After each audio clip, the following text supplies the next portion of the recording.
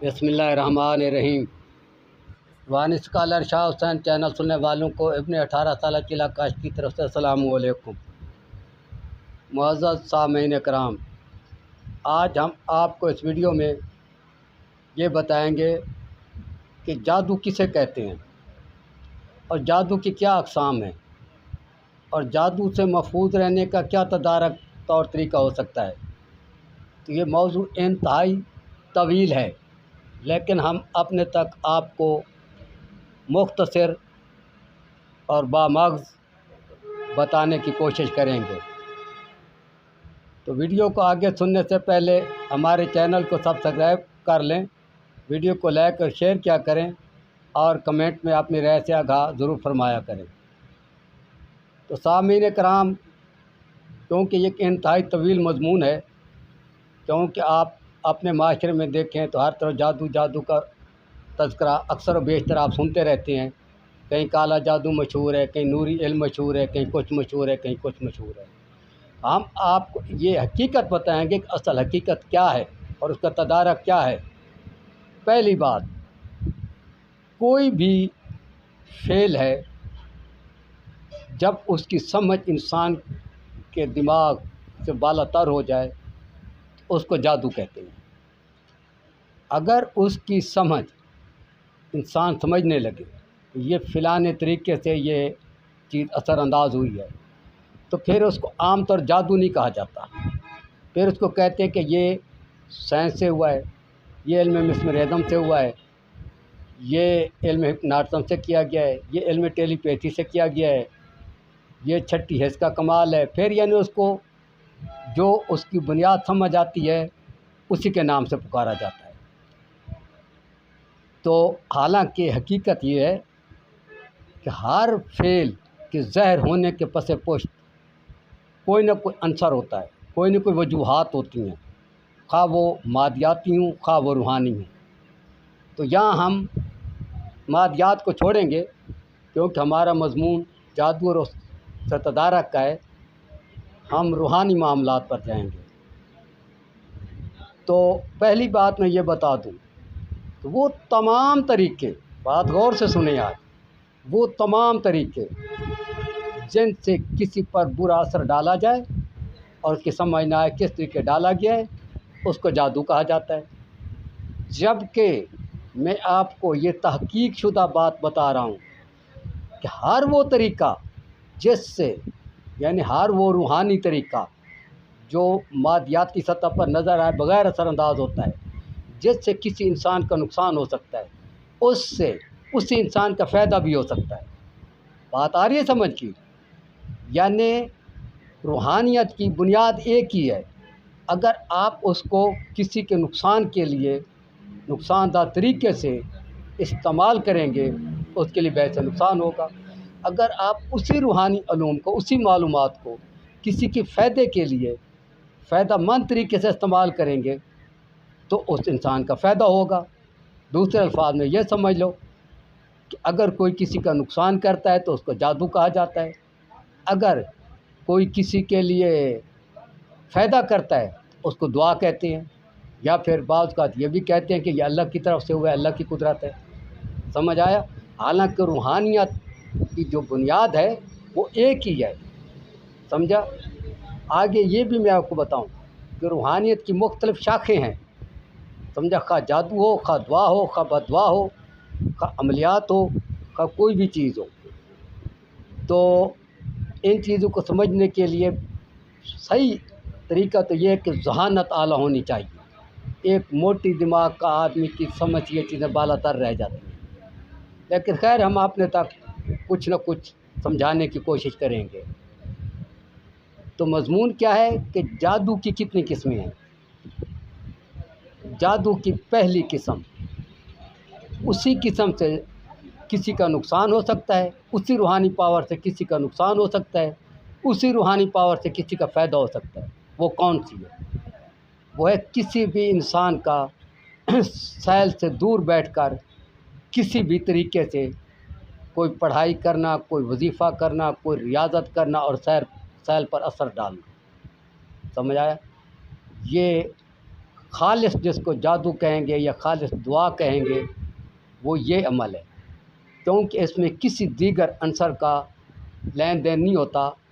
आमिल या कामिल, जो भी इंसान किसी दूसरे सैल के लिए अमल करता है, उस सैल का और उस इंसान का आपस का ताल्लुक़ होता है। इसमें किसी पर कैसे असर होता है, क्यों होता है, क्यों नहीं होता, ये तो बहुत तवील बहस है, लेकिन खैर एक हद तक हम अपने तुमको बताने की कोशिश करेंगे। तो जब कोई आदमी पढ़ाई करता है किसी के लिए, या किसी के लिए दिल से दुआ मांगता है, समझा, या किसी के लिए दिल से बदुआ निकलती है, उसमें जनाब जिसके लिए बदुआ निकलती है, जिसके लिए दुआ निकलती है, जिसकी अच्छाई के लिए पढ़ाई करता है, जिसकी बुराई के लिए पढ़ाई करता है, उन दोनों अफराद की अल्लाह ताला के कानून कुदरत के तहत रूहानी पावर का मुकाबला होता है।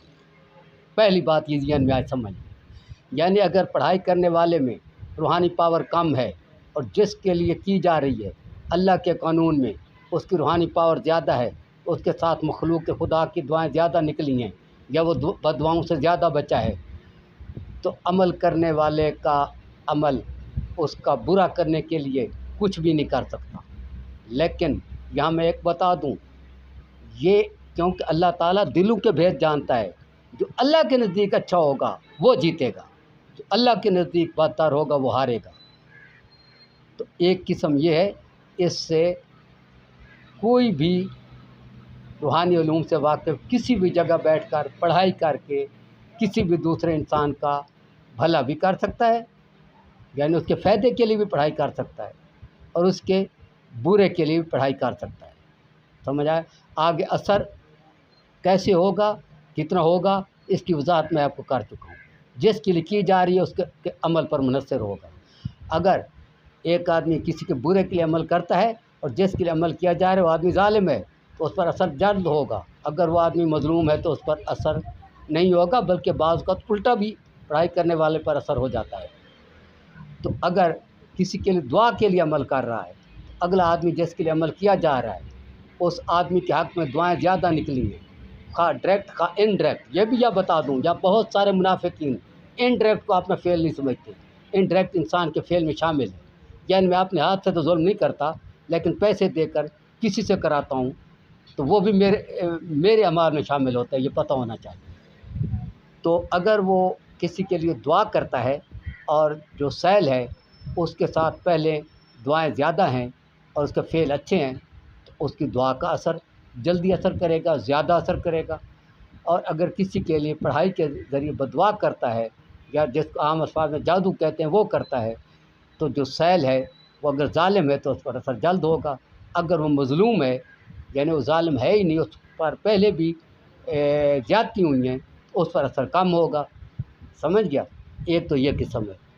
और दूसरी किस्म जो जादू की है वो ये है, गौर से सुने, कि आपकी कोई भी चीज़ जो मुस्तामला है, जो आपके जिस्म से निकली है या जो आपके जिस्म के साथ लगी है, उसमें एक हद तक आपके जिस्म के असरात दाखिल हो जाते हैं, जिनको साइंस में बैक्टीरिया कहा जाएगा।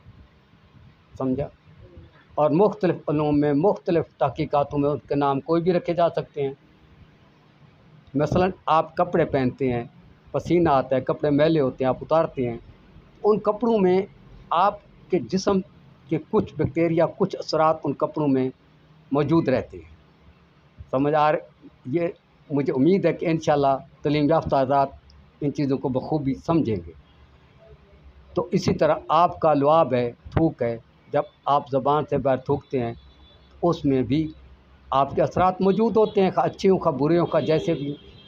इसी तरह आपके पहने हुए कपड़े में भी आपके असरात मौजूद हैं। आप जो नाखून उतारते हैं उनमें भी आपके असरात मौजूद हैं। आपके जो बाल काटते हैं या कंघी से निकलते हैं उनमें भी आपके असरात मौजूद हैं। तो जादू की दूसरी किस्म या इंसान के साथ नफ़ा नुकसान करने की दूसरी किस्म, इंसान के अंदर से निकली हुई कोई चीज़ या इंसान की मुस्तामला चीज़ के ज़रिए हावी की जाती है। समझ आई बात की? मसलन आपके मैले कपड़े लिए गए, उस पर ऐसा अमल किया गया जिससे आपका फ़ायदा हो, या आपके मैले कुचैले कपड़े लिए गए, उस पर ऐसा अमल किया गया कि जिससे आपका नुकसान हो। समझ आया? तो यानी इस तरीके में सैल अपनी रूहानी पावर से आप पर असर नहीं डालता। इस शाख में सैल आपके असरात पर असरअंदाज होता है, आपके असरात के ज़रिए आप तक पहुंचता है, आपके रूहानी रवाबत के ज़रिए आप तक पहुंचता है। क्योंकि एक मैली कमीज़ पसीने वाली आपकी कहीं भी पड़ी है तो उसका हकीकत ये है कि आपसे रूहानी राब्ता रहता है। समझ आ रही बात की?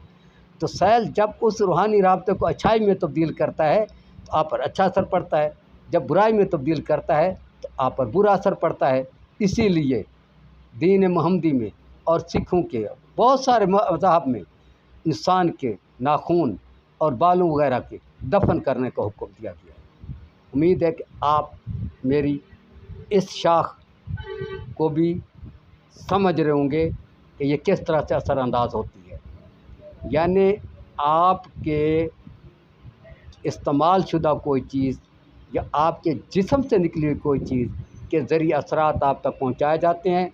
आपके लिए बुरे के लिए, आपको नुकसान पहुँचाने के लिए पहुँचाए जाएंगे तो उसको आपके लिए जादू कहा जाएगा। अगर आपको फ़ायदे के लिए पहुँचाए जाएंगे तो उसको आपके लिए नूरी इल्म या कोई भी यानी अच्छा इल्म या रूहानी इल्म आप तसव्वुर करेंगे और अच्छा अमल तसव्वुर करेंगे। तो बुनियाद क्या है? आपकी मुस्तामला चीज़, आपके जिस्म से मिस हुई चीज़ या आपके जिस्म से निकली हुई चीज़, इसमें आप ये कर सकते हैं जो पहली शाख मैंने बताई पढ़ाई के ज़रिए। उसमें अगर उस जादू से आप महफूज रहना चाहते हैं तो आपको रूहानी सतह पर ज़्यादा से ज़्यादा इनडायरेक्ट दुआएं लेनी चाहिए और डायरेक्ट भी दुआएं लेनी चाहिए।